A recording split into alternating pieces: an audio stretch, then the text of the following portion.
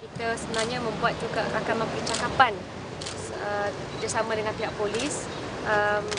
Pakcik Raja Ismail juga telah membuat laporan polis terhadap insiden yang berlaku pada malam 24 Mei 2012 di mana beliau telah diserang dengan objek dan berdarah dalam sedang Datuk Seri Anwar Ibrahim membuat ceramah oleh yang dipercayai penyokong UMNO. Justru nasihat kami adalah kita buat laporan polis.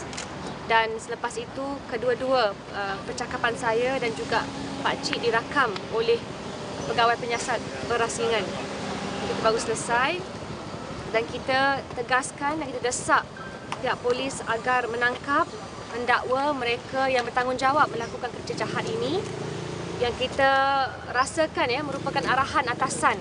Kenapa? Sebelumnya, saya juga buat laporan polis terhadap serangan yang dilakukan terhadap Adam Adli kira sebulan lepas. Saya namakan lagi ketua cawangan UMNO yang mana yang bertanggungjawab. Tapi hingga ke hari ini, mereka ini masih lagi bebas, tidak ada tindakan susulan. Justru hari ini kita sekali lagi minta bukan sahaja siasatan tapi kenyataan jelas, kecaman jelas daripada Datuk Raja Nong Chee, Ketua UMNO Lembah Pantai, Menteri Wilayah Persekutuan, Datuk Seri Najib Tun Razak, Perdana Menteri Malaysia dan juga YB Khalil Jamaluddin bukan sahaja mengecam tindakan ahli-ahli UMNO yang membuat dan melakukan kekerasan terhadap peserta, penceramah dan sebagainya, tapi juga mengambil tindakan sewajarnya terhadap ahli-ahli UMNO yang bertanggungjawab. Kalau tidak, kita akan wujudkan budaya samsing yang didukung oleh parti UMNO sendiri. Dan saya tekankan, kita mahu dihentikan serta-merta budaya sebegini. Kami beri komitmen di peringkat Parti Keadilan Rakyat dan juga Pakatan Rakyat, kita tidak pernah membudayakan atau menerima pakai kekasaran sebegini. Kita faham dan kita juga sebut pada malam tersebut dalam mana-mana ceramah. UMNO dan parti-parti lain ada hak untuk buat anjurkan program. Kita juga punya hak sedemikian. Makanya tanggungjawab semua pimpinan, semua rakyat menghentikan keganasan supaya tidak lagi berlaku kekasaran yang mungkin mengakibatkan kemalangan jiwa ataupun apa-apa mangsa lain daripada rakyat Malaysia. Pada saya hari ini kita membuktikan bahawa usaha UMNO itu jelas untuk membunuh demokrasi dan mencederakan rakyat. Dan kerana itu tak ada jawapan yang bertanggungjawab yang jelas bagi mereka menolak hal ini. Siapa yang mahu, yang ragu-ragu, saya jemput. Lihat di YouTube. Ada rakaman video oleh FMT, juga rakaman daripada media rakyat, Malaysian Insider, banyak lagi media yang bersama ada pada malam tersebut. Kita tidak ada apa-apa yang kita mahu sembunyikan. Ada apa soalan lain? Dalam statement kepada polis tadi, dia pakcik ni kena batu ke kena bearing? Saya tak pasti. Bearing motor. Bearing motor dia lastik. Macam mana pakcik tahu dia bearing? Pakcik nampak? Pasal saya terasa kuat, keras. Saya terangkat. Saya tahu tu bearing. Bertalu-talu dia melepaskan. Maknanya pakcik bukan kena sekali je lah. Bukan kena sekali. Saya bertalu-talu, saya kena baling telur temelang pada. Saya tak dapat nak lari, saya nyeruk tempat Nur Izzah di tempat dia ceramah. Kebetulannya saya ceramah, saya kena lampu tutup, saya kena kuat. Saya kena barang keras, saya ngelapkan muka, saya tengok darah. Saya lari tempat Nur Izzah ceramah. Tiba lari lebih kurang 4 minit, tak jauh di situ, saya jatuh. Saya terus bawa pergi hospital. Saya tak tahu di mana saya pergi, saya tak tahu. Sedar-sedar saya dalam hospital. Yang saya tahu. Lepas saya tahu, lepas tu hospital minta saya AC. Saya bagi AC. Lepas tu lebih kurang pukul 2 malam, dia suruh saya balik.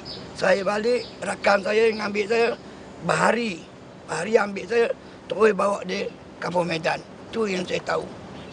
Ini kan ada Datuk Sazali bagi kenyataan bahawa mereka persalahkan Datuk Seri Anwar Ibrahim. Dirujuk Malaysia Insider keluar berita. Mereka salahkan Datuk Seri Anwar Ibrahim kerana mengeluarkan kenyataan berbentuk provokasi. Saya nak tanya, yang 2 jam lebih Umi Hafilda dan penceramah-penceramah lain mengeluarkan kata-kata kesat berterusan ya terhadap Datuk Seri Anwar Ibrahim, kita tak buat apa-apa. Serangan yang dilakukan terhadap Pak Cik Raja dan Cik Balkis ya berterusan, barulah dengan penuh kemarahan, itu pun on record kita desak agar peserta reda, jangan marah, jangan balas kembali. Ya. Kita minta semua bersabar. Jadi pada saya, pembuktian terbaik adalah menerusi video rakaman. Dan kerana tidak ada penafian daripada pihak UMNO, khusus terus berhubung dengan Datuk Raja Nongcik, wakil-wakil dia pun tak menafikan pada saya. That is tantamount to an admission of guilt without even considering condemnation of their members. Sesuatu yang amat memalukan, dan saya rasa kalau beginilah caranya, memang tak layak langsung pegang apa-apa jawatan. You know, I am a politician, yes. But when it comes to this, no politician in Malaysia can condone such behaviour. You cannot make excuses at all. Apa yang salah tetap salah.